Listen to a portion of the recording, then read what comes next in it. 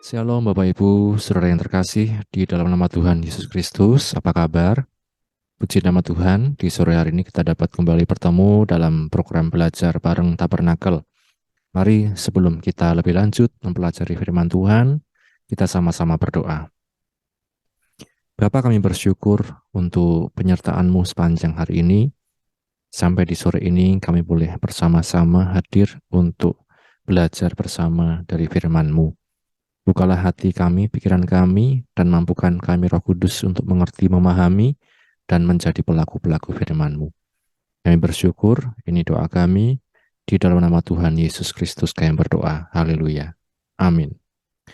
Puji Tuhan, Bapak Ibu saudara sekalian, kita akan melanjutkan pembelajaran kita dari Tabernakel, dan kita akan mengulang beberapa hal. Kita sudah masuk di episode yang ke-18. Kita kembali melihat skema kemah suci atau tabernakel. Ini yang menjadi satu patokan umat Israel ketika mereka melaksanakan satu tata ibadah.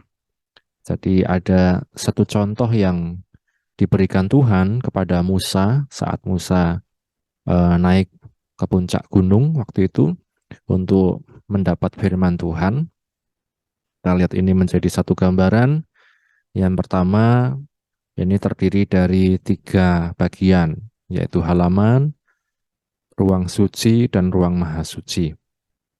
Di halaman ada pintu gerbang yang menunjukkan percaya kepada Tuhan Yesus Kristus, kepada sebagai juru selamat dan Tuhan kita.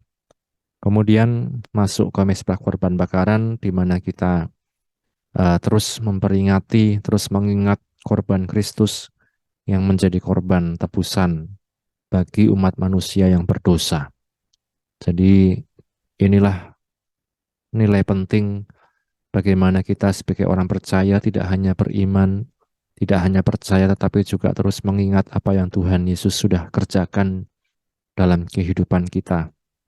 Kemudian di bejana pembasuhan atau kolam pembasuhan, di sini ada air yang juga menunjukkan atau menggambarkan baptisan air, ya satu tahapan yang dilalui oleh orang percaya. Ketika mereka sudah percaya, mereka sudah tahu tentang korban Kristus, mereka dibaptis sebagai satu komitmen untuk beriman dalam Tuhan Yesus dan sebagai satu tanda meninggalkan segala hal di masa lalu yang buruk, atau dalam bahasa Alkitab meninggalkan manusia lama dan mengenakan manusia baru. Kemudian di pintu kemah ini berbicara tentang baptisan Roh Kudus yang juga perlu dialami oleh orang percaya. Bukan hanya waktu momen Pentakosta, tetapi justru tiap-tiap hari kita perlu ya tuntunan dan dipenuhi oleh Roh Kudus. Di dalam ruang suci kita melihat ada 3 alat, yaitu meja roti sajian, pelita emas, dan mezbah dupa. Meja roti sajian berbicara tentang kehidupan yang berlandaskan dan dipenuhi oleh firman Tuhan. Dialah roti hidup, ya Tuhan sendiri, dan firman itu juga adalah makanan kita, makanan bagi manusia rohani hari demi hari. Kita perlu terus hidup dalam firman, baca Alkitab tiap hari, sehingga manusia roh kita terus terisi dengan firman Tuhan. Manusia jasmani saja Bapak Ibu kalau tidak diisi oleh makanan sering bisa lemah dan sakit. Apalagi manusia roh kita kalau tidak diisi oleh firman Tuhan. Kemudian pelita emas atau kandil menunjukkan karya Roh Kudus bagi orang percaya dan juga kehidupan orang percaya yang bisa menjadi terang seperti pelita. Kita sebagai orang percaya, orang Kristen hanya bisa melakukan kehendak Bapa ketika kita hidup dalam firman dan dipenuhi oleh Roh Kudus sehingga bisa menjadi terang dimanapun kita berada. Kemudian mezbah dupa berbicara tentang penyembahan kepada Tuhan, doa dan penyembahan, kehidupan yang dipenuhi pujian, penyembahan kepada Tuhan. Ini bukan hanya waktu ibadah tetapi hari demi hari terus kita kerjakan, terus kita lakukan menjadi gaya hidup yang dikatakan menjadi bagian kita sehari-hari. Pintu tirai atau tabir menggambarkan perobekan daging ya. Kehidupan manusia daging ini sangat kuat. Tapi ketika Yesus ada di salib, dikatakan pintu tirai ini robek. Segala keegoisan kita, suka menang sendiri, suka mengutamakan diri sendiri, dikatakan itu yang seringkali menjadi penghalang untuk kita dapat masuk kepada hadirat Tuhan. Dan Tuhan Yesus dikatakan ketika dia terpaku di kayu salib, dia korbankan dirinya, dikatakan pintu tirai ini terbelah menjadi dua, sehingga kita dapat masuk, memiliki jalan masuk kepada hadirat Allah, yang sangat dikatakan itu sangat mulia. Kemuliaan Tuhan ada di sini ya, tabut perjanjian atau tabut hukum Allah. Nah, Bapak Ibu Saudara sekalian, inilah gambaran tentang tabernakel, bagaimana inilah merupakan gambaran karya Kristus dalam kehidupan kita, yang memungkinkan kita dan melayakkan kita untuk dapat memiliki satu hubungan yang dekat, erat dengan Bapa di sorga. Memiliki dikatakan akses jalan masuk ke tahta kasih karunia, sehingga kita mendapat pertolongan Tuhan tepat pada waktunya. Kemarin kita belajar tentang kerinduan Tuhan untuk dekat dengan umatnya, Bapak Ibu, saudara sekalian. Ya, berbagai peristiwa di Alkitab, ya, berbagai peristiwa di Alkitab ini menjadi bukti nyata kerinduan Tuhan untuk dekat dengan umatnya. Misalnya dalam penciptaan, bagaimana Tuhan bukan hanya menciptakan langit dan bumi dan segala isinya, tetapi dikatakan dia juga menciptakan manusia yang serupa dan segambar dengan Allah. Nah, ini menjadi satu bukti bagaimana Tuhan ingin dia dekat dengan manusia. Sehingga kita melihat hubungan ini sangat indah ketika manusia berada di Taman Eden. Dan kemudian ada juga ketika pembuatan tabernakel seperti yang kita pelajari, itulah merupakan kerinduan Tuhan untuk berada di tengah-tengah umatnya. Jadi Keluaran 25 kalau kita baca dikatakan supaya aku diam di tengah-tengah mereka. Jadi artinya Tuhan yang berinisiatif untuk dekat ya dengan umatnya. Dan kedatangan Yesus di semua Injil juga menunjukkan bagian bagaimana Tuhan itu rindu untuk menyelamatkan manusia berdosa. Dia bukan hanya dikatakan menghukum segala dosa, tetapi dia rindu untuk menyelamatkan manusia dari penghukuman dosa. Dengan apa? Jalan mengutus putranya, Yesus Kristus, untuk dikatakan menjadi korban tebusan bagi umat manusia. Nah, Bapak Ibu Saudara sekalian, kemudian apa yang menjadi pemisah kita dengan Tuhan itulah dosa. Di Kejadian 3 ketika manusia jatuh dalam dosa, ya manusia tidak dapat kembali dekat dengan Bapa. Ini yang hilang, kedekatan, hubungan, relasi yang intim dengan Tuhan itu yang kemudian hilang karena apa? Dosa. Di Yesaya 59 dikatakan tangan Tuhan tidak kurang panjang, telinganya tidak kurang mendengar ketika manusia berdoa, tetapi yang menjadi pemisah adalah dosa-dosa manusia. Nah, karenanya kita perlu pendamaian ya di dalam Yesus itulah terjadi pendamaian antara kita dengan Bapa di surga. Ada satu relasi yang dipulihkan, hubungan yang dipulihkan hanya bisa terjadi di dalam Yesus yang menjadi korban tebusan untuk manusia kembali dikatakan dapat menjalani hubungan yang intim, yang erat dengan Tuhan, dan kemudian juga mendapat kasih karunia Tuhan. Hanya di dalam Yesus juga dikatakan kita kedua pihak, yaitu baik orang Yahudi atau orang Israel asli, kemudian juga orang-orang dari bangsa lain, disatukan. Ya, keduanya menjadi satu. Kalau tidak, dikatakan orang Israel atau orang Yahudi menganggap bangsa lain itu sebagai bangsa yang lebih rendah, bangsa yang tidak setara, ya, yang lebih lemah, yang lebih pokoknya tidak murni dan lain sebagainya. Tapi oleh karya Kristus kita melihat kita dan Israel atau Yahudi sejati dikatakan disatukan. Untuk apa? Diperdamaikan dengan Bapa di sorga. Ya, karena kita menjadi kawan sewarga di dalam Kristus. Nah, ini Bapak Ibu, karenanya saya katakan tabernakel bukan saja merupakan gambaran tata ibadah surgawi, namun juga bukti kerinduan Allah untuk diam bersama umatnya di dalam karya penebusan Tuhan Yesus Kristus. Amin. Jadi kalau kita melihat tabernakel bukan hanya Kita melihat satu tata ibadah, ada alat ini, ada alat itu, dan lain sebagainya. Tetapi juga ini kita melihat kerinduan Tuhan untuk diam bersama dengan umatnya. Lewat apa? Karya penebusan Tuhan Yesus Kristus. Nah, ini yang kita pelajari di hari Rabu yang lalu, Bapak Ibu Saudara sekalian. Dan saat ini masih dalam tema yang sama, yaitu kerinduan Tuhan untuk dekat dengan umatnya. Ya, seri lanjutan. Kita melihat Bapak Ibu Saudara sekalian bahwa Kristus inilah yang dikatakan menjadi satu teladan, satu bukti bagaimana kerinduan Tuhan untuk dekat dengan umatnya. Kita melihat bersama-sama dalam Kolose pasal 1 ayat yang ke-18 dan seterusnya. Kolose pasal 1 ayat 18. Ialah kepala tubuh yaitu jemaat, ialah yang sulung yang pertama bangkit dari antara orang mati, sehingga ia yang lebih utama dalam segala sesuatu. Karena seluruh kepenuhan Allah berkenan diam di dalam Dia, dan oleh Dialah ia memperdamaikan segala sesuatu dengan dirinya, baik yang ada di bumi maupun yang ada di sorga, sesudah ia mengadakan pendamaian oleh darah salib Kristus.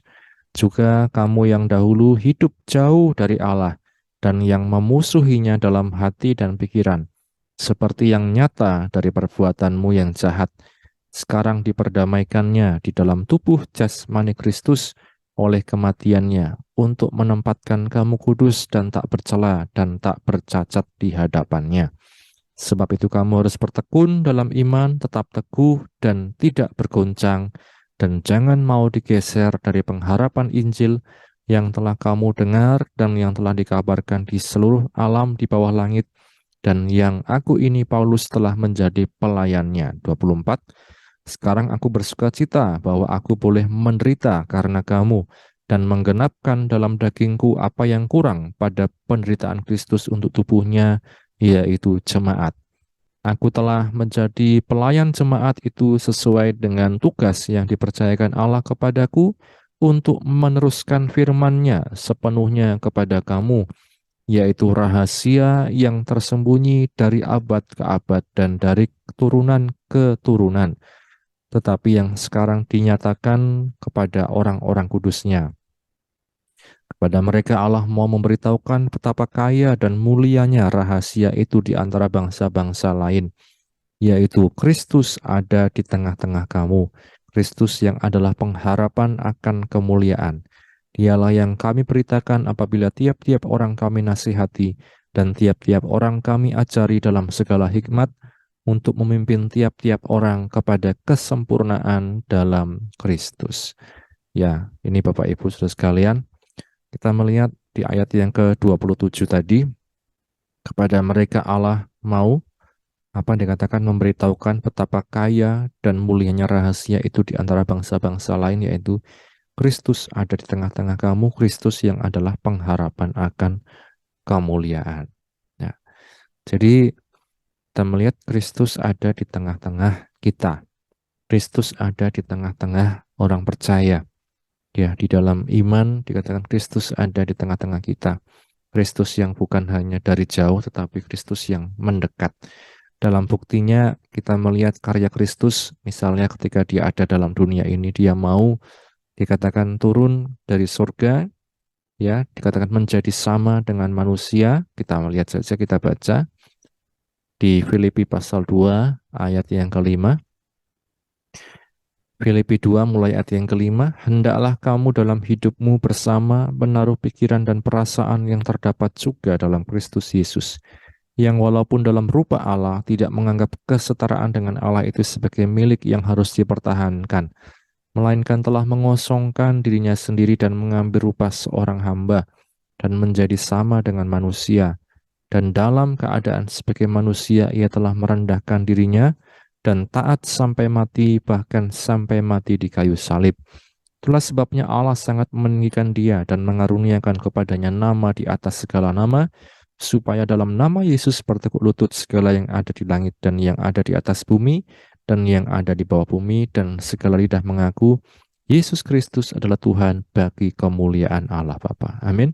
Ya, kita melihat di ayat yang kelima dan seterusnya, Bagaimana Yesus Kristus yang walaupun dalam rupa Allah tidak menganggap kesetaraan dengan Allah itu sebagai milik yang harus dipertahankan, melainkan telah mengosongkan dirinya sendiri dan mengambil rupa seorang hamba dan menjadi sama dengan manusia. Dan dalam keadaan sebagai manusia, ia telah merendahkan dirinya dan taat sampai mati, bahkan sampai mati di kayu salib. Ya, Bapak Ibu Saudara sekalian, ini yang Yesus kerjakan dalam kehidupan kita. Dia taat pada apa yang Bapa rencanakan, apa yang Bapa sudah kehendaki dalam kehidupannya. Dia tidak menganggap kesetaraan dengan Allah itu sebagai milik yang harus dipertahankan, tetapi mau sama dengan manusia, dikatakan merendahkan dirinya menjadi sama dengan manusia, bukan hanya itu, mau dikatakan mati di kayu salib. Ya, maka dikatakan Allah sangat meninggikan dia dan mengaruniakan kepadanya nama di atas segala nama. Nah, berawal dari itulah dikatakan kemudian kita melihat bahwa yang dikatakan Paulus di Kolose tadi, Kristus ada di tengah-tengah kita. Ini satu rahasia yang dikatakan terus diteliti ya oleh dikatakan para nabi, ya kalau di Ibrani itu dikatakan berabad-abad, baru kemudian digenapi ya di zaman Yesus Kristus ketika dia turun ke dalam dunia. Nah, artinya sekali lagi tentang kerinduan bahwa Tuhan ingin dekat dengan umatnya. Ya, umat yang seperti apapun, yang berdosa, yang merasa tidak layak, yang merasa saya tidak mungkin ya mendapat bagian dalam kerajaan surga karena saya berdosa dan lain sebagainya. Tetapi Tuhan tetap ingin dekat dengan umatnya. Nah, itu sebabnya Bapak Ibu Saudara sekalian, inilah yang harusnya kita juga maknai, renungkan, dan yakini, imani dalam kehidupan kita bahwa sebelum kita mengasihi Tuhan, Tuhan lebih dahulu sudah mengasihi kita. Sebelum kita mau dekat sama Tuhan, Tuhan lebih dulu mau dekat sama kita. Bahkan dia korbankan ya dirinya menjadi tebusan untuk kita sekalian manusia berdosa.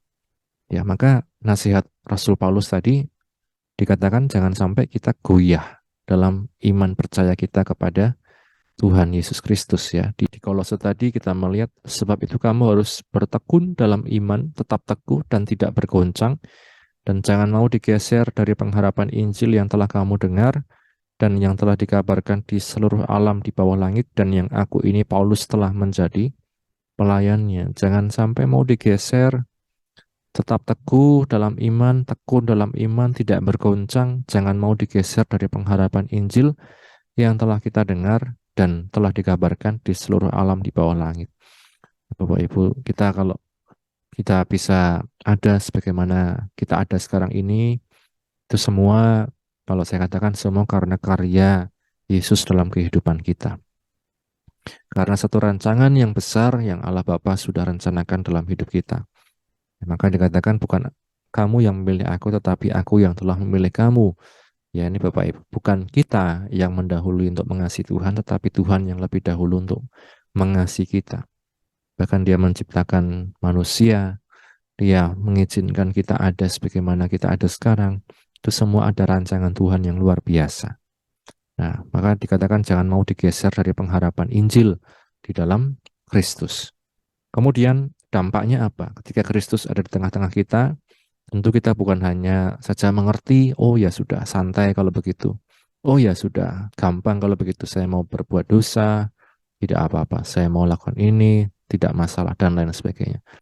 Di Kolose pasal 3 ayat 14 dan seterusnya, bahwa kasih Kristus itu akan mempersatukan.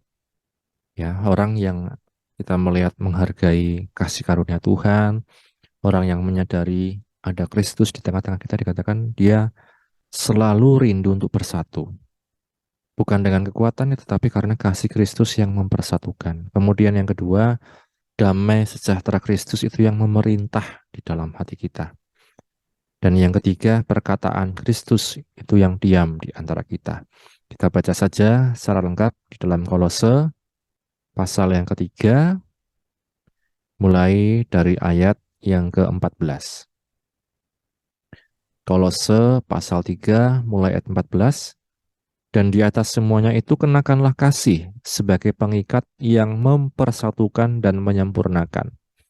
Hendaklah damai sejahtera Kristus memerintah dalam hatimu, Karena untuk itulah kamu telah dipanggil menjadi satu dan bersyukurlah.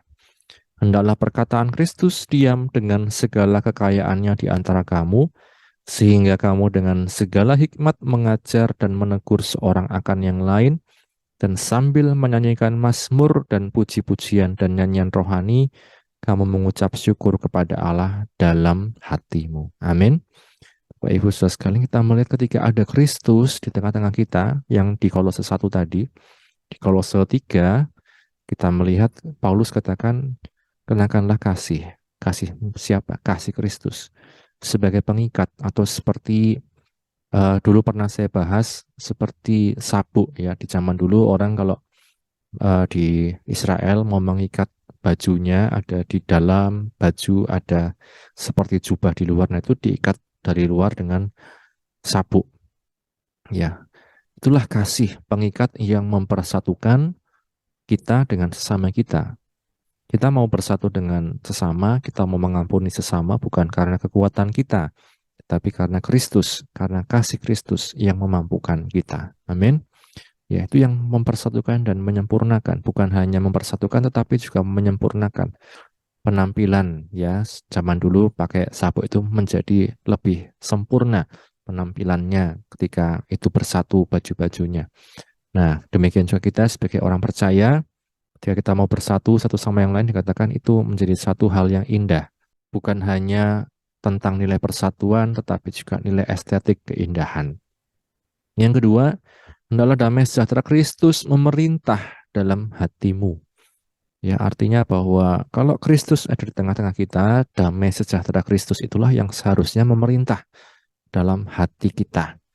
Ya, karena untuk itulah kamu telah dipanggil menjadi satu tubuh dan bersyukurlah. Dan bersyukurlah. Ya, jadi Bapak Ibu sekalian, jangan sampai kita ada Kristus di tengah-tengah kita, tetapi justru di dalam hati kita seringkali hal-hal ngerundel, ya, caci maki, ya, kata-kata kotor, ya, hal-hal yang tidak baik itu yang ada dalam hati. Tetapi dikatakan damai sejahtera Kristus itulah yang harusnya memerintah. Bukan hanya ada, tetapi memerintah. Ini kata yang sangat luar biasa. Bukan hanya kita merasakan, tetapi damai itu yang memerintah. Memerintah kita untuk mengampuni, memerintah kita untuk tenang, memerintah kita untuk bisa menghadapi segala sesuatu dengan kuasa, kekuatan yang dari Tuhan. Dan dikatakan bersyukurlah. Memerintah untuk apa? Bersyukur. Ya, damai sejahtera itu yang memerintah kita untuk bisa, ayo bersyukur, bersyukurlah. Amin. Ya. Kemudian di ayat 16, hendaklah perkataan Kristus diam dengan segala kekayaannya di antara kamu, sehingga kamu dengan segala hikmat mengajar dan menegur seorang akan yang lain, dan sambil menyanyikan mazmur dan puji-pujian dan nyanyian rohani, kamu mengucap syukur kepada Allah di dalam hatimu. Ya, Bapak Ibu saudara sekalian, dikatakan ketika ada Kristus di tengah-tengah kita, perkataan Kristus itu juga yang dikatakan diam dengan segala kekayaannya, sehingga kita dapat dengan segala hikmat mengajar.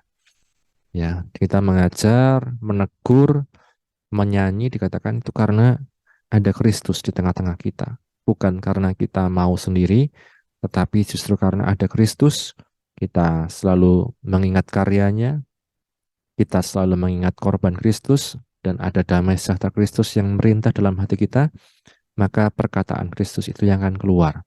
Bisa mengajar, bahkan bisa menegur seorang akan yang lain. Nah, ini Bapak Ibu saudara sekalian, tentu bukan dengan teguran-teguran yang ngawur, tetapi teguran yang sesuai dengan firman Tuhan.